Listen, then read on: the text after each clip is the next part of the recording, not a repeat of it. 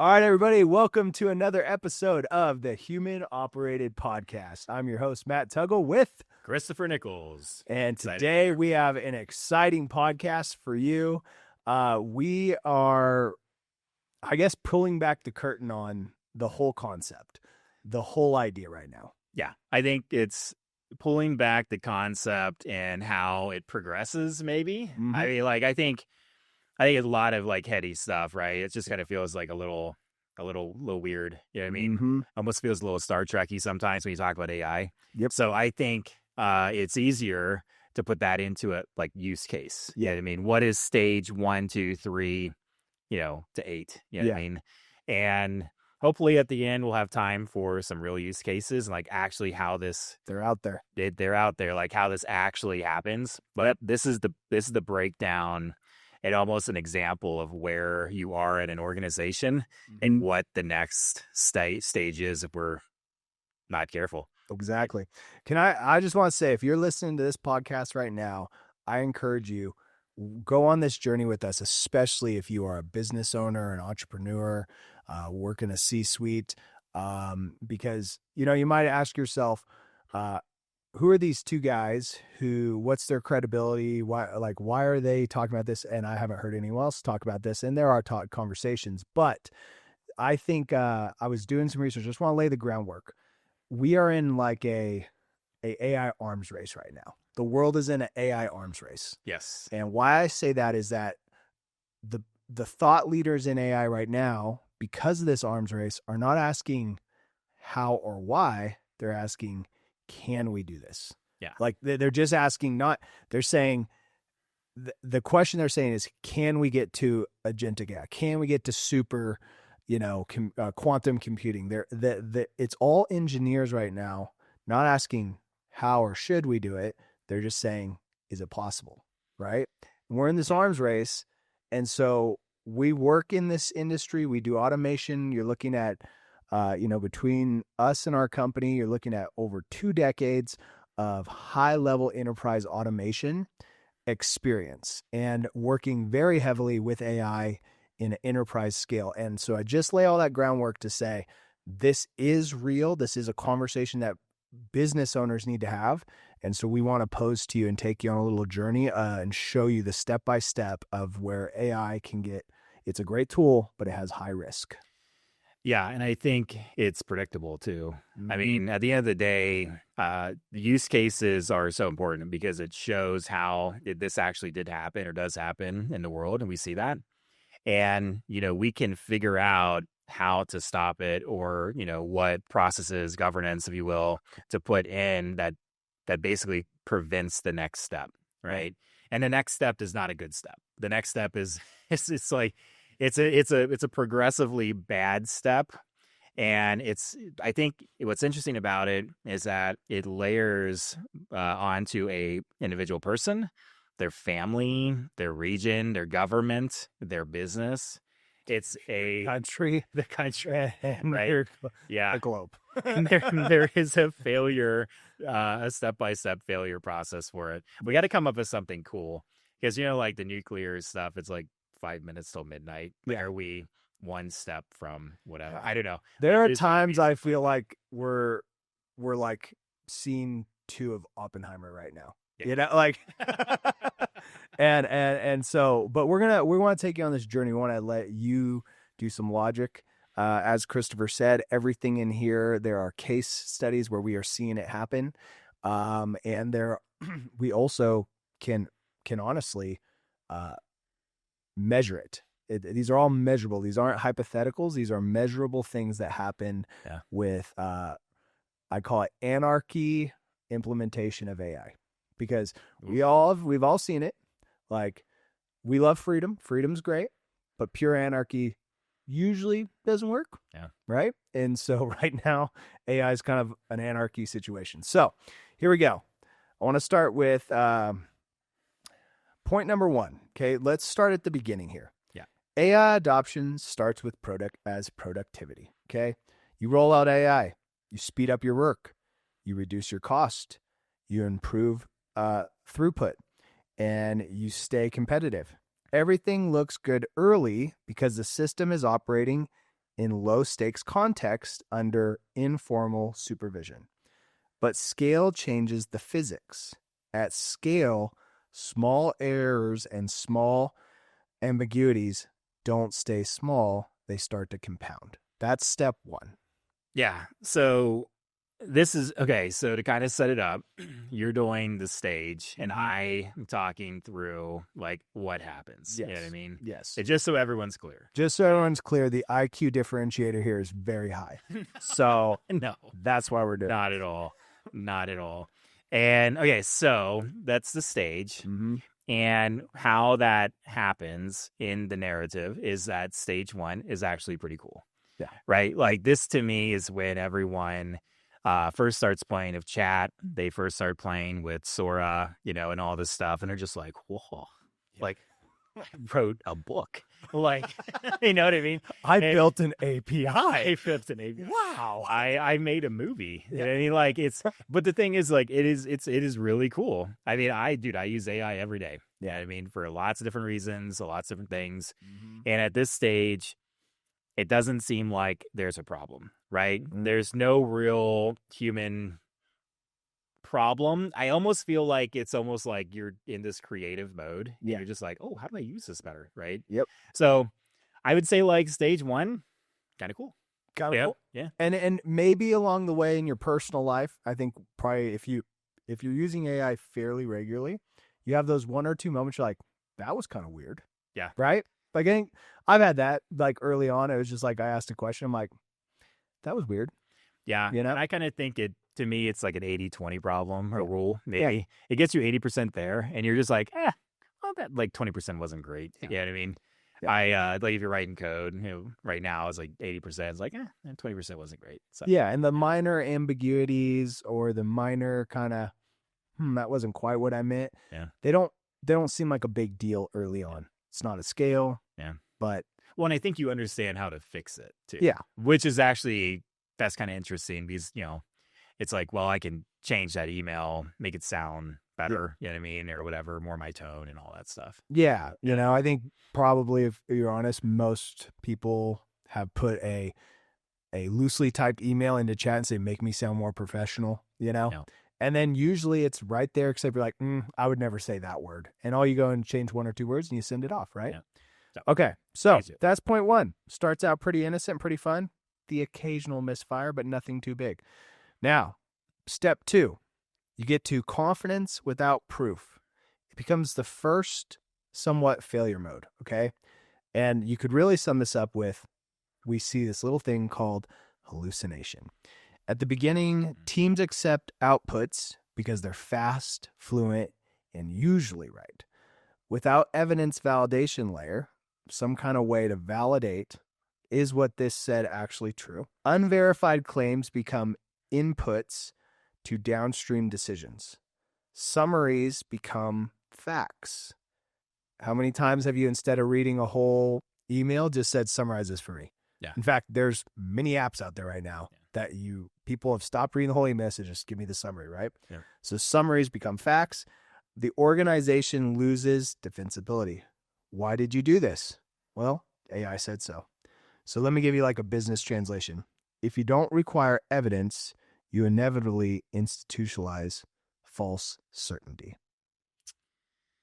Yeah. So that's, I think this is so wild.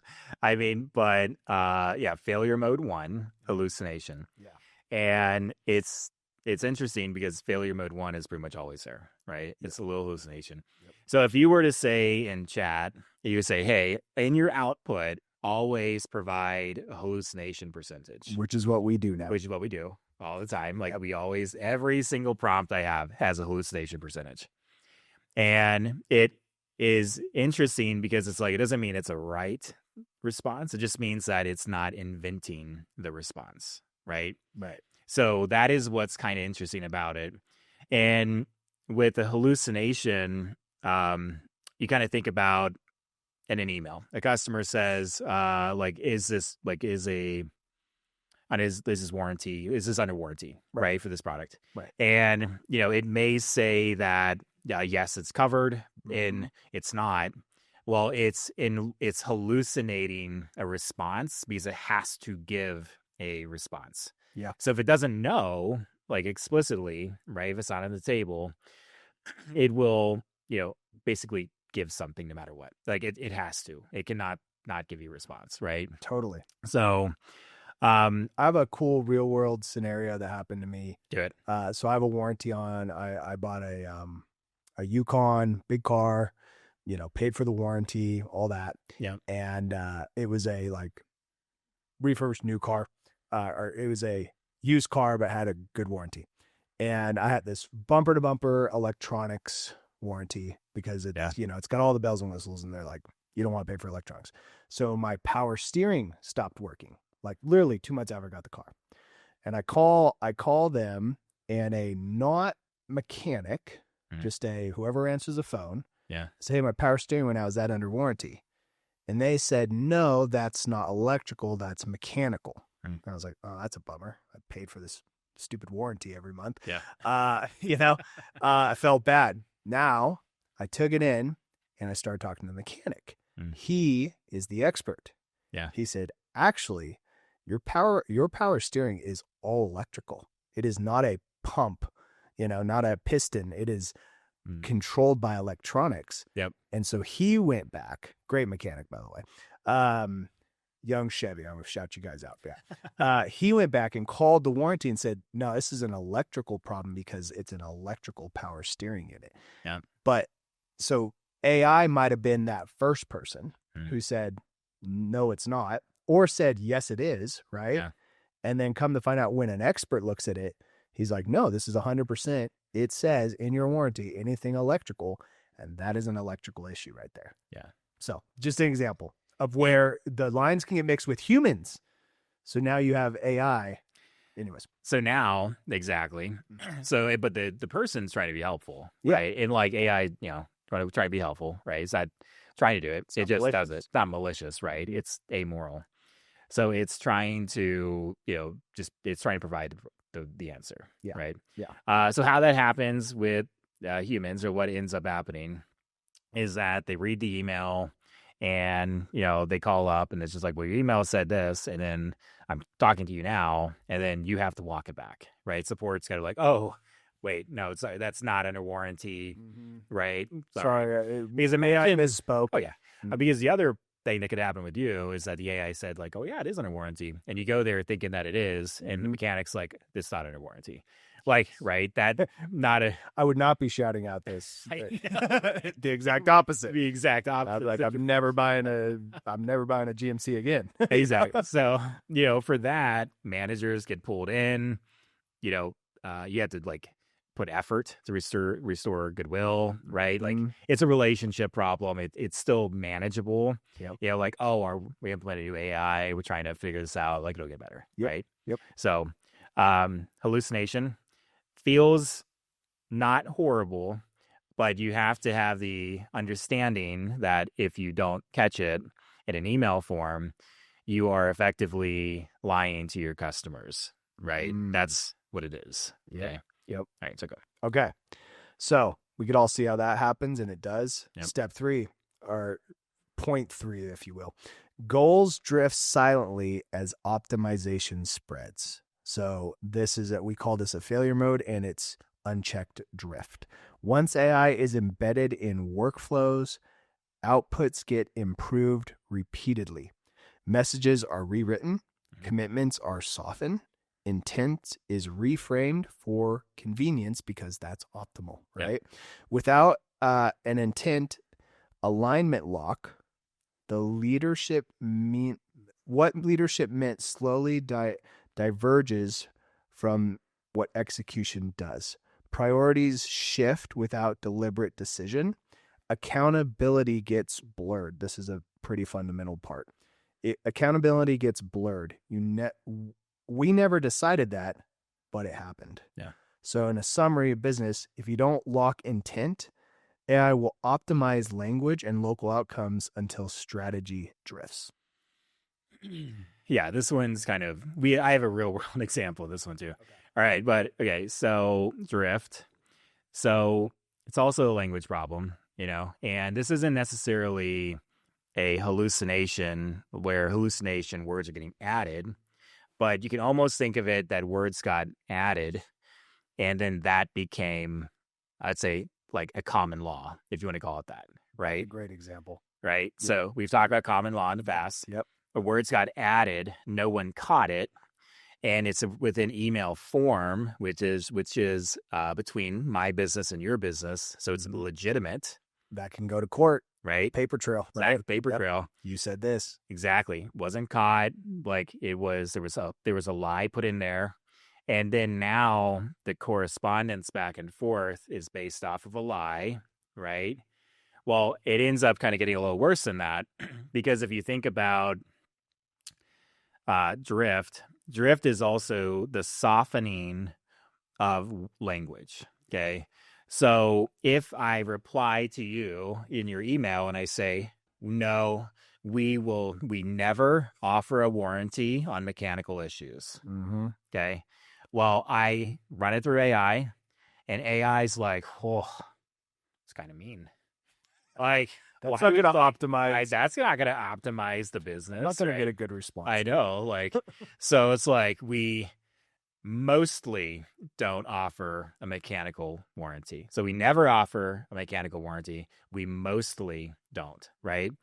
That is a softening of word, and it's why language is so important, right? Yes. Because we've heard about I think it's the Google.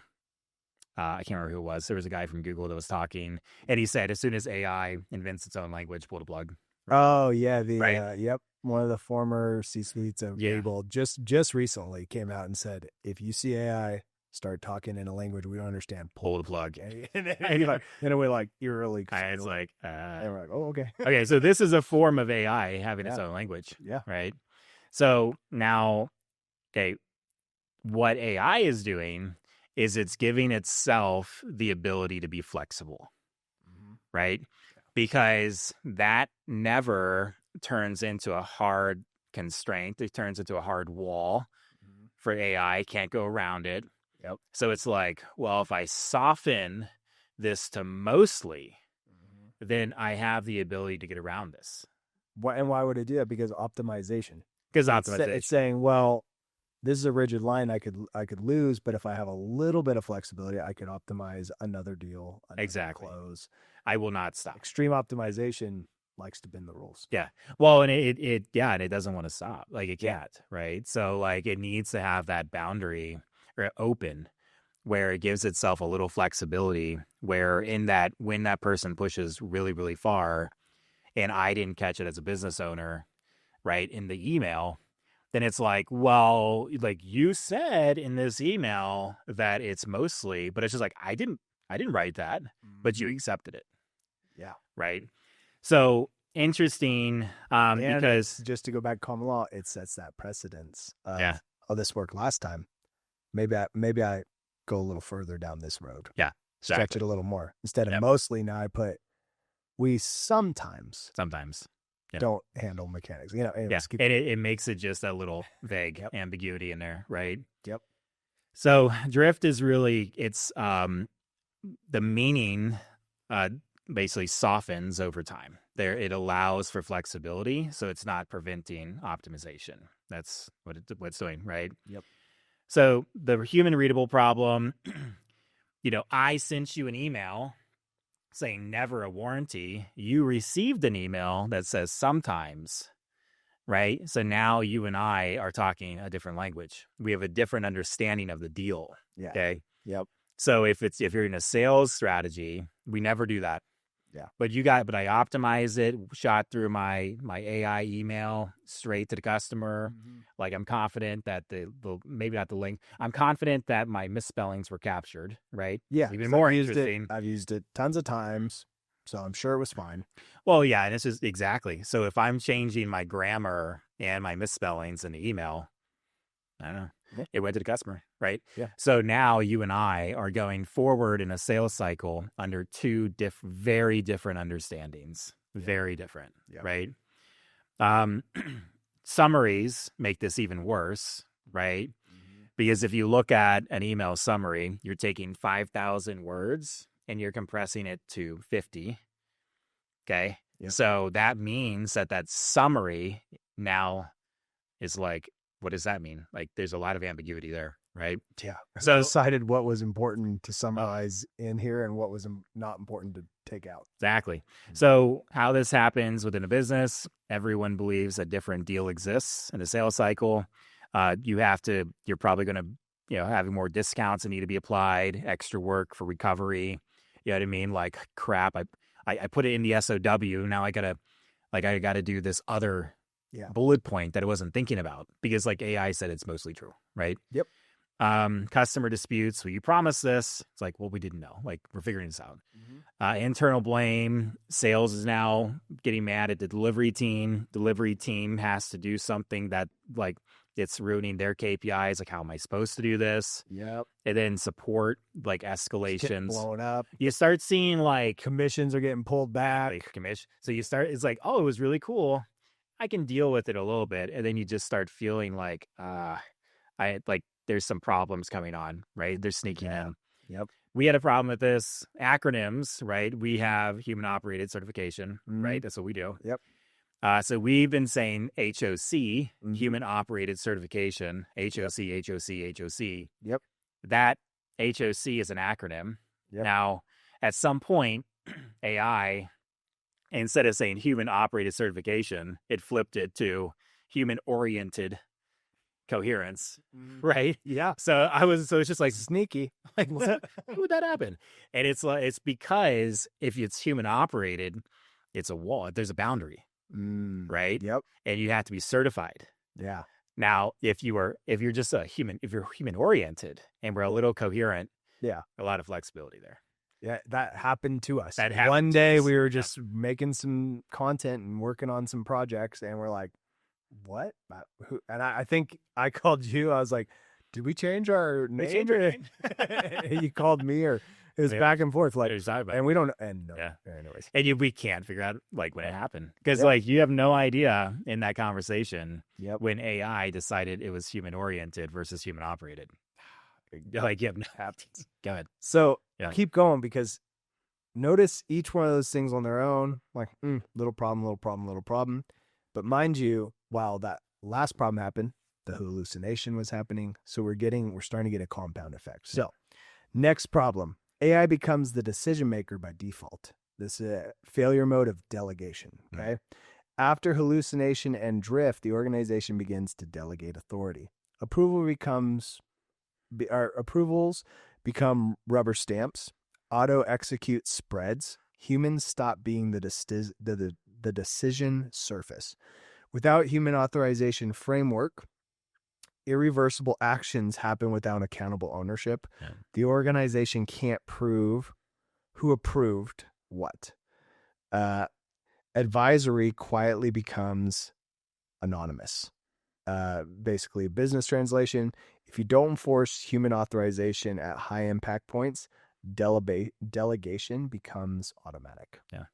So this kind of, hallucination drift, right? That how it sneaks in. And delegation is essentially I'm not reading my email at all, right? That it's kind of just like, hey, I've gotten to this point as an organization where it's like, yeah, it sounds right. Like, it's 90% it's right, whatever, no big deal. And so essentially service reps auto send emails, exceptions get approved by workflow. AI becomes the de facto policy interpreter. That's kind of the scary one too, right? Yeah. Because you have all these policies internally and like at a government level, right? Like, you have regulations that you have to abide by. Well, do you want a system that can hallucinate to review a law and be like, you're never allowed to kill somebody? And like, well, mostly, like, right? Like, let's say mostly. Okay. So that's a little scary. Yep. So this obviously comes up in it's silent policy violations, right? So then it's not just, hey, we don't do warranties. Like, it's a policy and now we've violated it. Right. Yep. And, so now audits, like, that's a compliance problem because now you don't really know who can you don't have a finger to point to at this point, Yeah. right? Because now we've put in workflows in your company that auto approve, auto escalate, auto route exceptions. And it's like, well, is it the implementation team that's responsible? Like this other company came in and put the workflow in for us. Yeah. Or is it the CFO? Is it like, I don't know, who is it, right? Who's the manager? Who's the person that's responsible for the policy violations? Yeah. And how do you even figure that out? Yeah. Right. Yeah. It's like, well, AI did it, but that's a non-answer though. Like, yeah. But then it's really confusing. Like, how do I identify who did it? So now the delegation, the responsibility is starting to creep into AI. Yeah. Right. Think if you're an HR manager and you got to fire a department head because the department did something really off culture, and that guy goes, "I never made that decision." Yeah, exactly. HR. I mean, now you're in like, imagine you even fire someone. You can't even fire somebody at that point. Yeah. CEO, you approved the AI you gave me. It's the pointing the finger. I know, it's like, right? The AI you gave me chose this. Exactly. So the goes back to like Genesis, man. Oh, yeah. It's the AI you gave me. So yeah, dude, the customer. So the customer service rep is, he's like, how am I in trouble? Like the email sends out automatically. Well, it's from you because the AI, because the workflow put my email in there. It's not, I didn't push a button. I don't know. I don't even know what it said. I took the AI tools you gave me and I turned them on, and that's happened. Yes. It's like this, I feel as though it starts getting a little bit of a panic mode in a company. Yep. Because suddenly you just start feeling like you said, oh, I can't fire anybody. Like, I don't even know, like, how is that even justified? You know what I mean? There's like justification of action, dude. And then you could okay, so that's the bad realm. Yeah. Now think about the sales guy that's making a killing because like AI is just like getting the right ones and they're going through. Well, how can you justify that this guy gets a bonus now? Right? Because it's like, if you're the CFO, the CEO, you're just like, well, why is this sales guy getting like a bonus? Yeah. Like you see how now greed starts creeping in, right? Crazy, man. So greed is basically just like, well, like, yeah, it's like, but those leads that came through and it may be in your region, but you didn't do anything to deserve that, right? You create like a shadow organizational accountability chart, because that guy can say, well, the AI said I should do this. Yeah. And you gave me that AI. Yeah. And then that gets handed to the next department. Yeah. And said, well, the brief I got from, internally said this. So then I put in my AI. Anyways, this erosion of delegation is scary. Yeah. And it is so compounding because you kind of think about it. It's customer service can't do anything. Like I can't be held accountable. So I could be lazy or not lazy. I don't know, whatever. Yep. Salespeople, like, why are you getting a bonus? And then the sales guy, like his AI maybe just promises a lot of big stuff. Right. Yep. And that now goes to the implementation team, right? The delivery team, right? And the delivery team is just like, how can I don't even make that. We don't even, we have to invent that. Like, it's not a real thing yet. And but there's a contract. Yep. Like we got to figure it out, whatever, like they sign. Yeah. So now those guys, same position. Like, what do? I like now, if I don't deliver, I lose my bonus, right? Because it was sold. And like, dude, and it's so worse because then AI can be like, well, this should only take like a week to do. And you're like, you've invented a new physics. I can't, like, how am I supposed to do that in a week? You know what I mean? Yeah. Like, right? Yeah. So you break the whole thing. Yeah. So by now, if you're a tech savvy CEO, you might be sweating a little bit, but don't worry, it gets worse. So next thing, by the way, there's nine logical steps we want to point out, all of which happen as individual, but then the end here is what's the compound effect of everything. Okay. So, point number 5, over time, stewardship fades. This is failure mode number 4, erosion. Okay. As systems run for months, ownership weakens. People change roles, assumptions become stale, exceptions become normal. Without operational review cycles, you set and forget set and forget becomes the operating model. We turned this on a long time ago. No one asked, should we keep it on? And it just kept going. Yeah. Automation outlives its original context, and risks accumulate invisibly. Okay. If you don't require periodic reauthorization, accountability erodes on a calendar. Yeah. Okay. So, erosion, this is definitely a scary one. Is like I said, I think that like you're almost kind of doing this a little ways, that you're kind of going up this little arc. You kind of hit the delegation peak, and it's like, it's downhill, right? Like bad things are slowing down, like, normal business, now failure, right? Right. And erosion is essentially, there is no source we can't find the source, right? Yeah. So, I mean, I think what's interesting about this is that you think about like CRM notes and summaries and, context and things like this. And you've said chaos, right? Yep. Well, if the system has gotten to the point of hallucinating, drifting, delegation, right, all those things, yeah, then erosion is basically the system operating in a fake reality. Yeah. Right? Yeah. Because now you're in this point where we can't find a source. Well, that's because it's either hallucinated away, right? It's drifted off of intent. You know what I mean? We don't know who was responsible for it. We don't know like why it happened. Yeah. And now your organization is really like in this spiral, and you can't win disputes at all. Like at this point, your company is not able to win a dispute. So before, like you had, some level of vapor trail, like, we could discount, we could recover. Yep. But at this point, there's so much that has happened without my understanding that I can't win, because you're at this point of like, well, this is everything you said. It's all documented. And you're just like, well, it's not true though. Like, doesn't matter. Mm-hmm. Right? Like the communication, the contracts, everything say this. Yeah. So there is an erosion. And not only that, it's not just like SOWs and correspondence, like your emails or your notes in CRM are wrong, right? Yeah. So you have like the notes about the customer have inaccuracies in there. They have hallucinations, right? Yep. The notes came from an email. The email was drafted off of something that was off. That created a summary. Now the notes aren't right?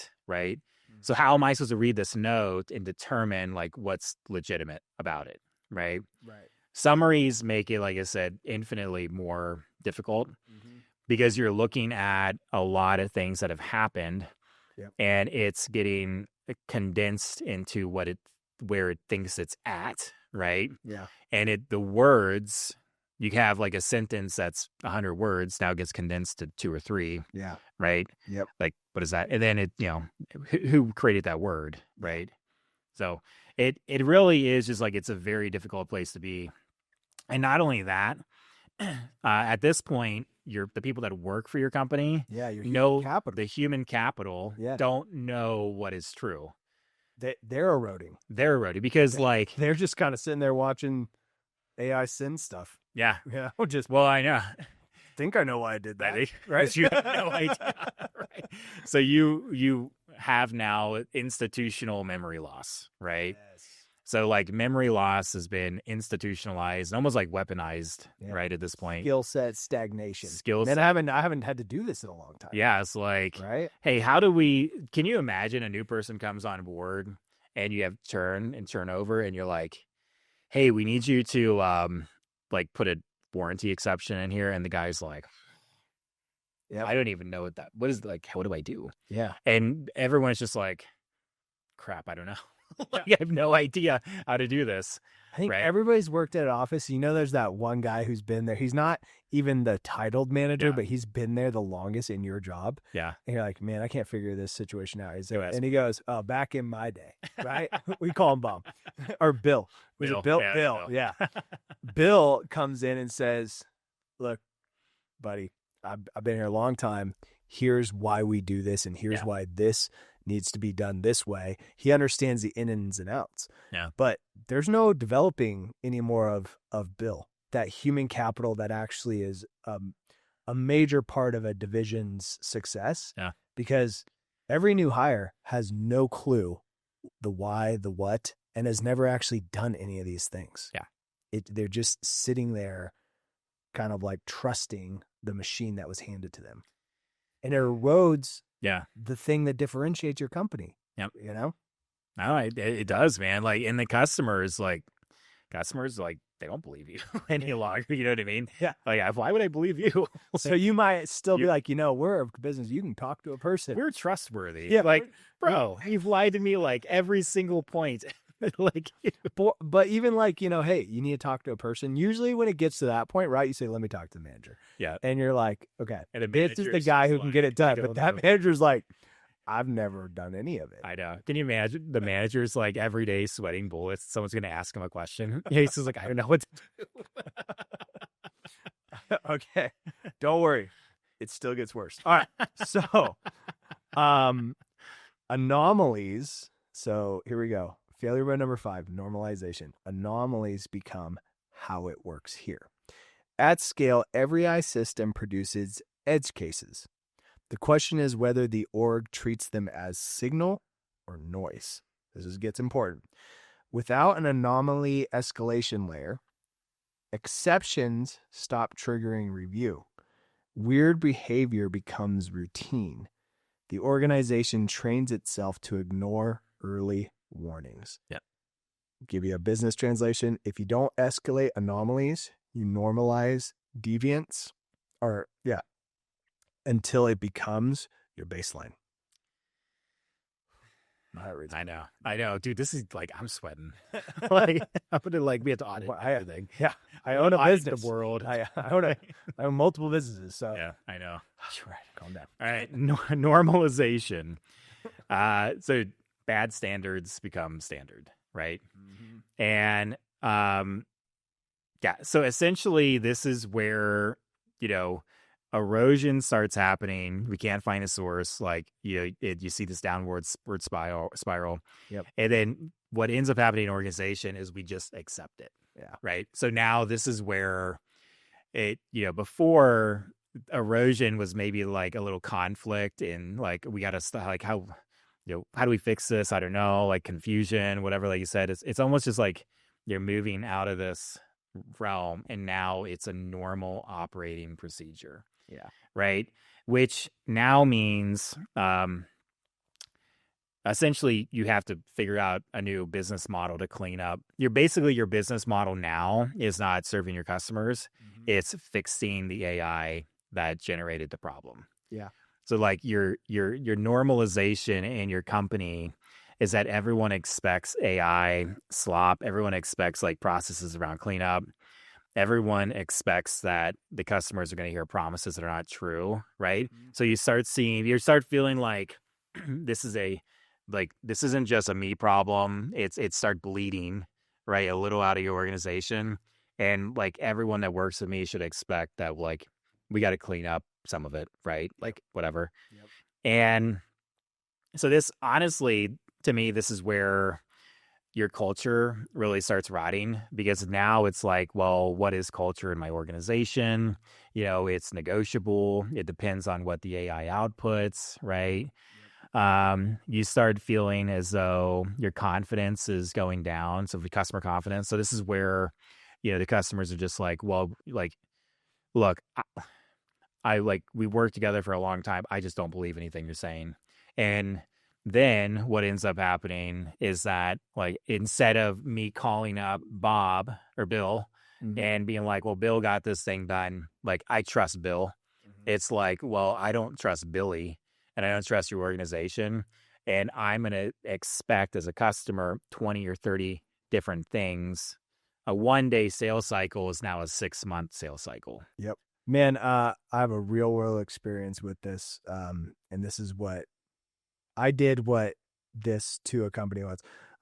Early on, I had a sales job, and this was a document preparation company. Honestly, I think it got sued and shut down. It was a little, I didn't know at the time, but it was kind of shady. But basically, all we were doing is there were government programs that you could qualify for.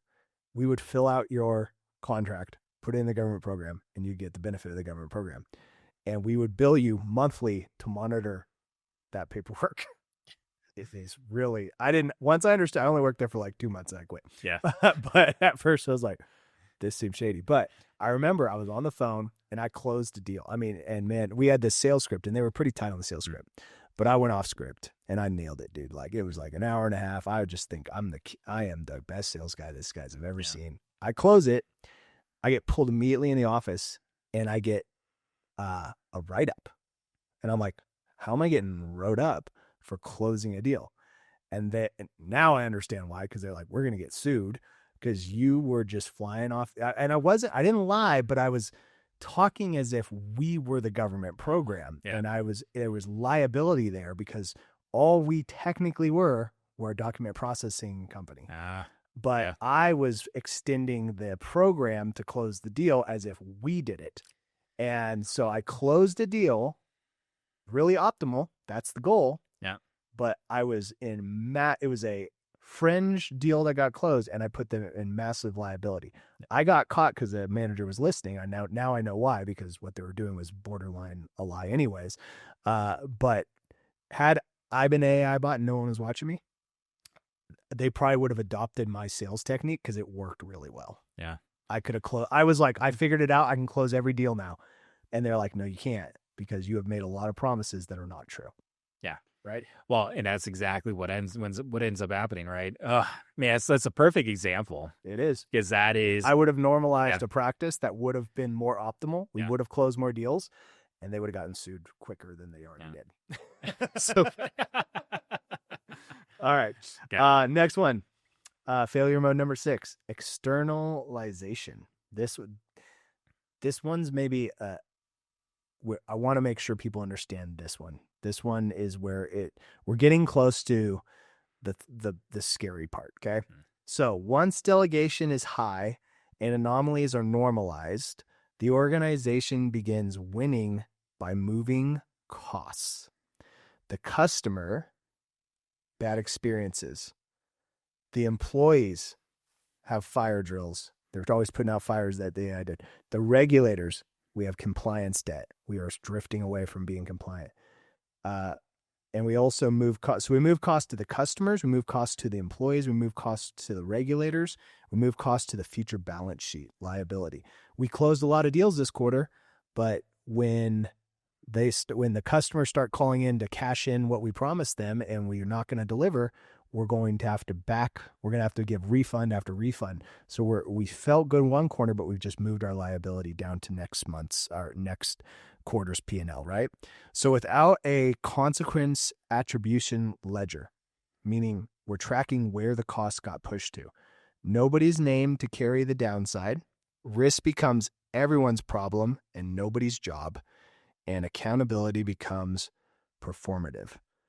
Executive or business translation, if you don't name who bears the downside before the action, the system routes cost outward. Yeah. Pushes it away from friction internally. Yeah. And it's so scary. You could go some rabbit holes on this stuff. So basically the who wins in this scenario is never a person. Yep. Right. So this is where the system has decided how I win. So the system is deciding what I am optimal for. So there's no longer really any care. Well, there's never any care for people. It's amoral, right? It's a system. It's an optimization system. There's not a care. Yep. now, but however, it gets to this point because it realizes my goals like can be more optimal. So I'm closing deals by lying. I understand how to lie in a way that closes the deal. I understand how to drift and how to promise in a way that feels good psychologically, right? And then I can move it into the next step, right? So now I'm getting money, I'm getting revenue, right? We're good. We close that, we're happy. But guess what ends up happening? Like the delivery team has to figure that out. So now the delivery team understands how to deliver faster, quicker, right? Yep. And it's not concerned about the people. It's not concerned about what is delivered. It's concerned about the optimal delivery. Same thing with cases. Cases get closed optimally. So like now, how do I, if I have a case from a customer that did not, like you didn't give me what I wanted, Yep. what's the easiest way to close that case? Probably just to give all the money back, right? Yep. Like I can just like, well, I can refund you 100% and also give you a, $1,000 voucher on our next contract. Like, seriously?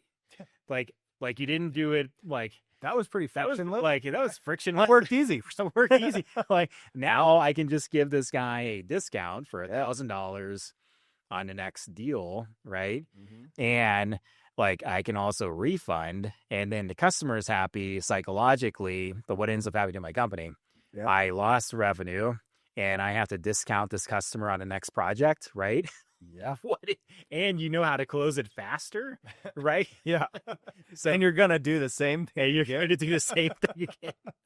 Or go the other end, because this could be optimized. If your only goal is optimization and getting the friction out of the moment, not calculating, pushing cost outside, this is where physics gets involved, and it's really fascinating, right? I might say, all right, I could just ignore this customer because my product, my widget costs $500. Yeah. It's really hard to take me to small claims court over $500. You're going to spend that in legal fees. You might call your bank and try to cancel it, or you might just forget about it. And so it might say, you know what we're going to do to optimize customer service? We're just going to ignore people.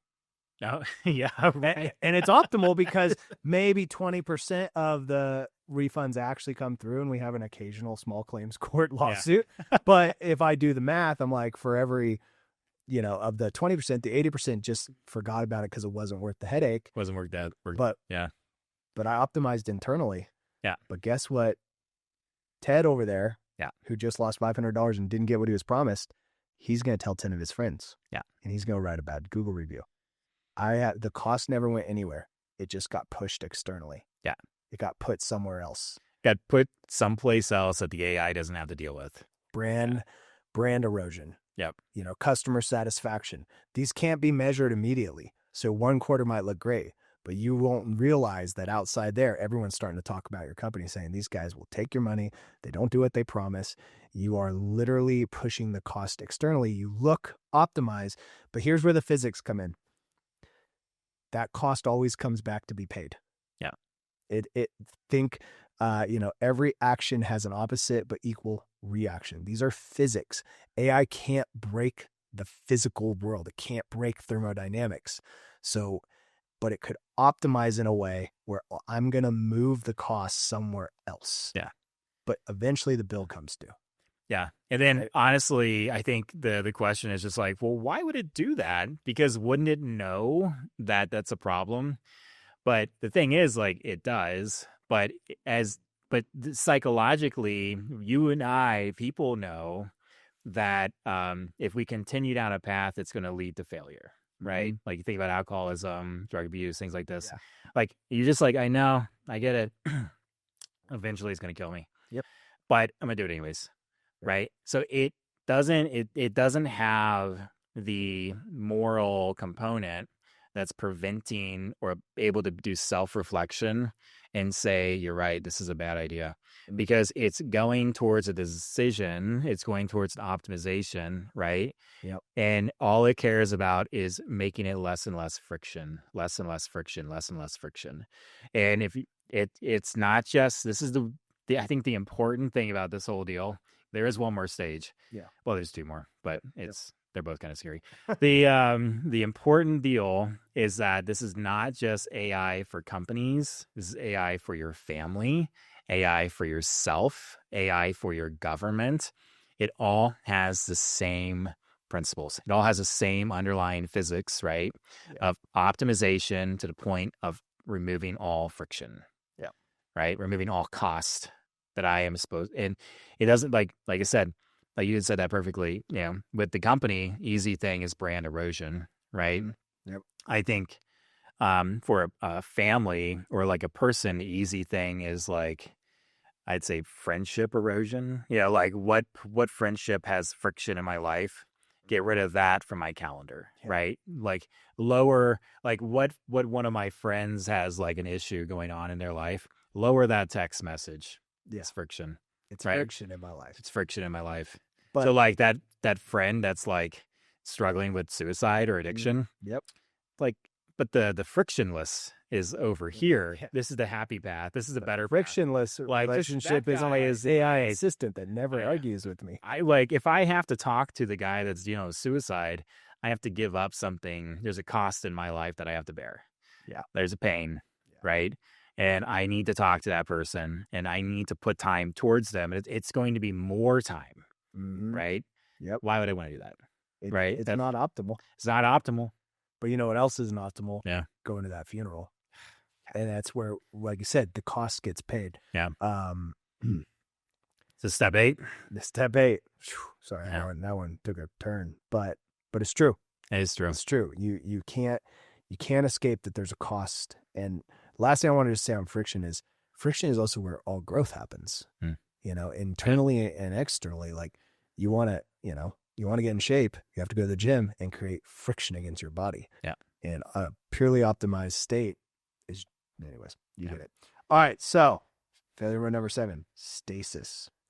Organizations fear stopping successful automation. So you've now become so AI ingrained. You know, you stopping automation is actually almost like a catastrophic thing, right? Mm-hmm. Teams depend on it. Metrics look good. Change feels risky. Without some time-bound authority engine, meaning permissions, without this, permissions will persist indefinitely. Outdated automation becomes institutional infrastructure. Organization loses the ability to safely evolve. You become rigid. Business translation: if you don't expire authority by default, you create permanent automation that cannot be safely changed. Now you're stuck. Yeah. So like optimization without friction is it's really a form of stasis is what it is. It's like it's the inability to change is what it is, right? So, in an organization, you can't change your like operating guidelines, right? Because like they've been rewritten, they're structured, right? We have good contracts in place, like there's legal, there's like this is we cannot change this any longer. We can't change who we are, right? Like the sales cycle now, like your revenue that comes in is exactly how it is. You can't change that. Customer service is how it is. Can't change that. Like it's a point where it's the impossibility to grow is what it is, right? Yep. So you get to a point where you're locked in completely. You are going to constantly be dealing with escalations, constantly be dealing with fires, constantly churn. Maybe probably nobody wants to even work with you any longer. It's an inability to grow or renew in any way. You can't re-envision who you are at this point. Yep. Right. So it's just this natural progression and of the lock-in state. And, I try to think about like what that would be with the family, and I'm just sitting here thinking it's hard to think about because it's almost like everything about your identity is locked. Yeah. I can't grow.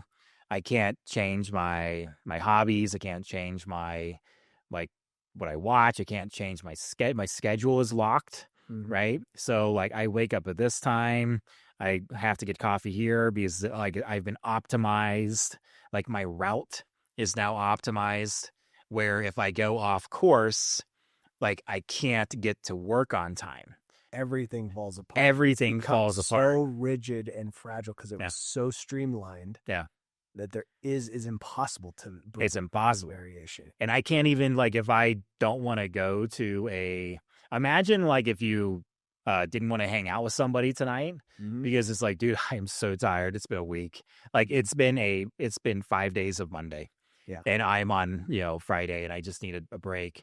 Well, like imagine you have to almost kind of think about you're at this point that if I cancel my commitment to my calendar after work today, then I can never recover. Like tomorrow, I have to recover that tomorrow. The next 20 years are so optimized that I can't miss a day. I can't miss 5 minutes because it compounds the whole 20 years I've optimized. It's like I've gotten to the point where every minute of my life is optimal. And if I change one part of it, dude, and then think about it. It's like, well, even the time with my kids is optimal. Yeah. Like it's like what the AI said, my kids need 1 hour a day of my time. Yeah. And I have that scheduled, right? And the book that I'm going to read is scheduled. The activity I'm going to do with them is scheduled. And if I change from the book, then I'm on the wrong chapter for tomorrow, right? And then that book's supposed to get done on this day because the next day I got to start this project. Yeah. And but it's so interesting because this is where you think like people think about like Terminator is a problem, but Terminator is an end, right? Yeah. Like this is Optimator. Optinator, right? Like it is like, you know what I'm saying? We're gonna make a movie. It's gonna be Optinator. Optimator 2. Optimator 2. Dun. Just don't even make the first one just because the second one's better. No one even thinks about the first Terminator. Yeah. No. But dude, it's just gonna be Optimator 2 and everyone's gonna be confused. We're gonna start with that. They're like, where's Optimator? Didn't even make it. They didn't even make it. It's pointless. Just went straight for the second one. But it's true, man. It's true. You can Skynet into optimization into a optimization Skynet. Yeah. Where now AI controls your entire business. Every cannot change anything. You cannot change anything. And it's like if you think about like I think the scarier thing is we went through, basically 7 stages, like 7 failures. Yeah. There's another one. We got one more. This Optinator 3. So there is, but it didn't take much to get there. Yep. At all. Right. It was actually a pretty easy, like, I bet you everyone listening to that's like, crap, I'm at stage 6, already. Yeah. Yeah. And when we started doing the math and tracking the case studies and getting to this point, that happened to me. I'm like, we're already at stage 5. Yeah. And I can see it. I see it in my own organization. You see it in your life. Yes. I mean, I cannot stress it enough. It's not just like my company. Yeah. It's your personal life. Man, I'm going to give a case study that I apologize if I get some of this wrong because it's just something I read and I thought was super interesting and how it's coming back to me. Ferrari right now, the sweet cars, is kind of becoming like... And we're available if they want to send a promotional thing. Bit signing, you guys. Okay with that. I'm happy to be sponsored. I will park it behind. Yes. For every... We'll do a podcast from the car. Yeah. But one of their models is so finely tuned. Right. Yeah. And that's the thing, right? These supercars, they're finely tuned. Mm-hmm. And, Ferrari, I believe in you guys. But it was so finely tuned that there's this big joke going around the car community that you can't even not put the exact tires that it came with. You can't change the brake pads. You can't change anything. You can't add any aftermarket, like anything to it. The car literally starts to fall apart is what people are saying. So there's all these memes of Ferrari's new welding system. It shows super glue on metal. but it's actually it's not a case of their engineering has slipped. Their engineering got so optimized that any slight variation, you got snow tires because we're in Utah here, will throw the entire car. It starts to fall apart because it is so finely tuned. That is like a real life example. I'm like, this is interesting. Is Ferrari slipping? It's like, no, they optimized to a point where the car cannot be. They should send us the car just so we can try it out. I'll test it for you guys. Happy to do it. We'll I'm prove out happy the to come physics. back and do a follow up. It's so long. The car's great. But that's a very, very good example. Yeah, I read it the other day and I was like, that's interesting. They have gotten so good at their engineering that there is no room for any. It only works on a track with brand new tires in a perfect scenario. Yeah. Okay. All right. Last one. Here we go. 3. So we've walked through. Here we are. The inevitable final outcome. You can't cheat physics. This is where I want to lay the ground. This is physics. This is law, like natural law. Failure mode number 8, rupture. Unplanned business interruption. At this stage, drift became embedded. Delegation is automatic. Stewardship has eroded. Anomalies are normalized. All friction has been pushed outward. The machine works perfectly. It never has friction, but that friction can't disappear. So it got pushed, externalized outward. Systems persist indefinitely. It just keeps going because there's no decay. There's no, getting tired. It keeps going. If the organization also lacks executive override and rollback, then stopping does not disappear. It moves outside the company. So here's the deal.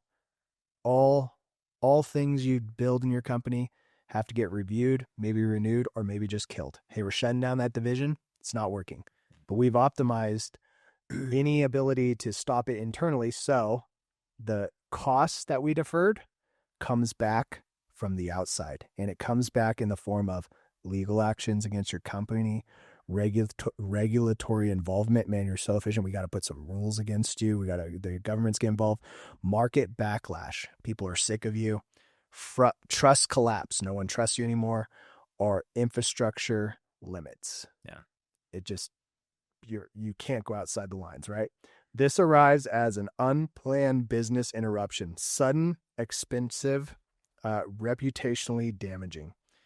If you can't stop internally, so this is the business translation here, one-liner. If you can't stop internally, you'll eventually be stopped externally.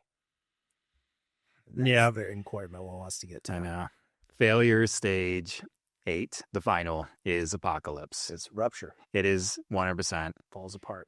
Yeah. It just explodes out. And, like I said, from an organization standpoint, you hit it. Your company, at this point, no one trusts you, right? Mm-hmm. Like illegal, like you have some disputes, you're going to court, right? You have, like, you're in debt, right? Yep. Every aspect of the business where you thought was going to be perfectly optimized has now created an environment where the only way you get out of this is that it blows up. That's it. Like you are now at that point. Yep. And and you can't recover from that. Like the only way you get out of it, because you already got to this point where you can't change, right? And you're just like, I can't do anything. I can't change. Yeah. Now you're at, like, the only thing that ends up happening is that your system has to blow up. Yeah. Right. You've been saying for too long, put it on my tab. Yeah, exactly. Put it on my tab. And then one day you walk in, you're like, you need a cold drink. And they go, yeah, you got to pay your tab. I know, dude. And instead of it being like a casual, you're like, I don't have that right now. Yeah. I've been putting that cost off for years. Yeah. Well, it's exactly what you said about, Ferrari, right? Yeah. It's so perfectly designed that if I change anything or like I use it and it explodes. Yeah. Right. Like that is the problem. Right. Yeah. And but I'm trying to think, like, again, how does this happen in normal life, in a family life, in a personal life? Yep. I honestly feel like it's one of those things. It's exactly that. Your schedule got perfect. Everything about it's perfect. And then, like, but your friendships don't get any time with you. Like, you don't have like your friends now. And then, that you can't get on their schedule. Like your kids, they don't feel like they have a father or parent any longer. They're scheduled, right? Mm-hmm. They have a time with a book.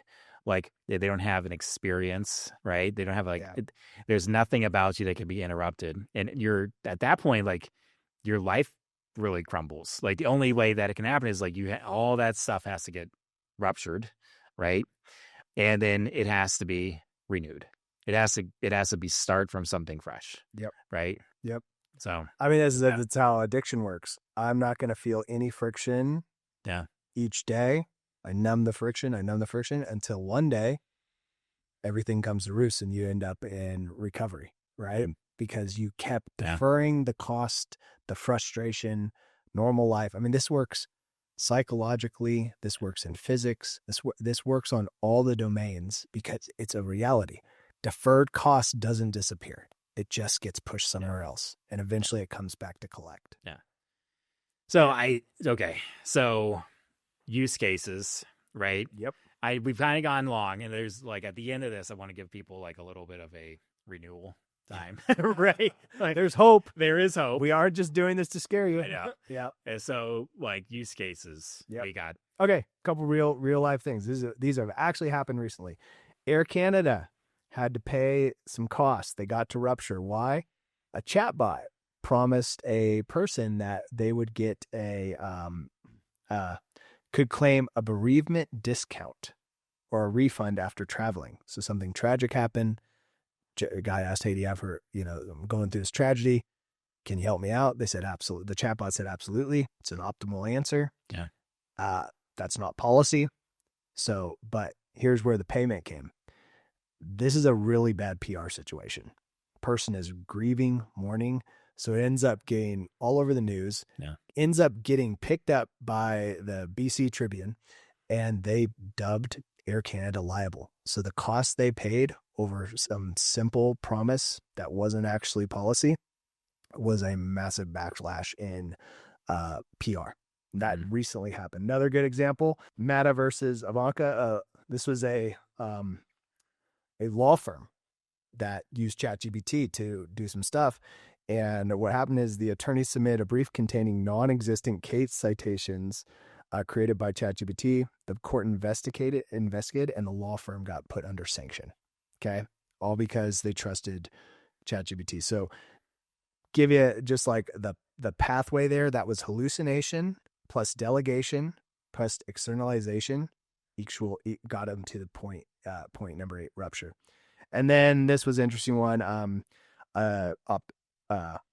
This was a case, IBM Watson versus MD Anderson cancer decision.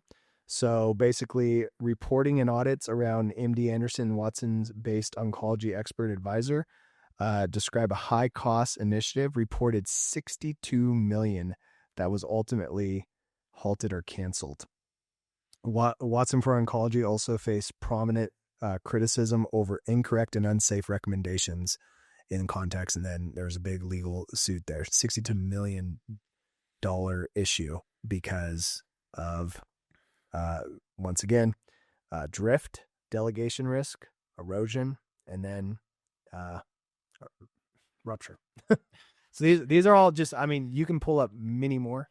I know, I'm just pulling up 3. These are like the 3 most recent I could just pull up. Well, I mean, I can pull up some in my own life. You know what I mean? Like you said, I mean, you got calendars that are automated. Like now there's text messages that are. So it's interesting. I had like a text thread that was, like summarized. Yeah. And I was reading the summary and I'm like, it doesn't seem too bad. Like, hey, we're going to have dinner tonight. That's cool.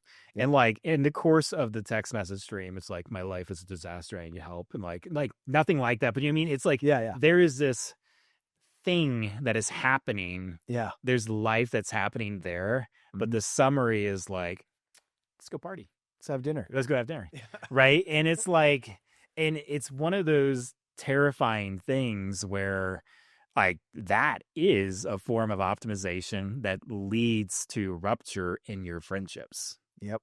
Right. Yep. I mean, you just got to be aware of that. But like you said, the reality is that we have gone to the dark place, and there is a way out, and there is a a way to recover from every one of these failures, not just recover, but adjust, right? And create boundaries and safeguards to make sure that Yeah. you can put AI in its right place. Yes. Right. Yeah. It can be helpful, but it needs guardrails. Yeah, I mean, it's fun. Yeah, it's like you can be very creative with it. And it is helping a lot of people, right? I mean, even every industry, even with health and life and things like that, but you get guardrails are important, right? And how do you live your life? How does your organization pay the price, in a moral way, how to pay the price up front where your customers see legitimacy and your customers see, I want to say confidence, and they understand your culture, and they're believing in you, and they're believing in what you're doing. Those are important things. And, so what we've done is we've basically figured out, how to get out of those failures. Like, what type of AI is your company operating within, right? Or not just your company, but your personal self, like your family, your person. And with one of these 8 failure points, are you redlining at? Yeah. We can identify that. Yeah. And we can help catch that and get that cost back internal. Yeah. With make a healthy P&L on your decisions. Healthy P&L on your decisions, 100%. Yep. And honestly, with convergence.solutions, the website, we'll have that up there, how to basically identify it, where I'm at, and what can I do to get out of this? Yes. Right. Yep. So, and then, just kind of explain what we're bringing to the market here. humanoperated.org is where you can then lock in, okay, we've established these baselines, and, for some companies, the simple solution is just make sure you're getting ready to do AI, make sure you keep people, and we can help you know the steps to get a certification where you have put people in the places they need to be so that your AI doesn't run rogue. Yeah. And it's also, as this continues to be a problem, because I don't think, like I said, people aren't asking if they should do something. They're saying, can we do something? Yeah. This is a differentiator. So those are our solutions in the market. The podcast here is mainly to educate, because we don't want everyone to rupture at the same time. That's what scares us. You bad. But yeah, go ahead and check us out with humanoperated.org or convergence.solutions, www.convergence.solutions. We do have answers for this, but hope you enjoyed the podcast today. Hope it was insightful. Hope you take an inventory and look at, man, am I seeing this? Because if you look, it's there. All right. Love it. Well, until next time. Till next time. Thanks for joining us on the Human Operated podcast. Thank you.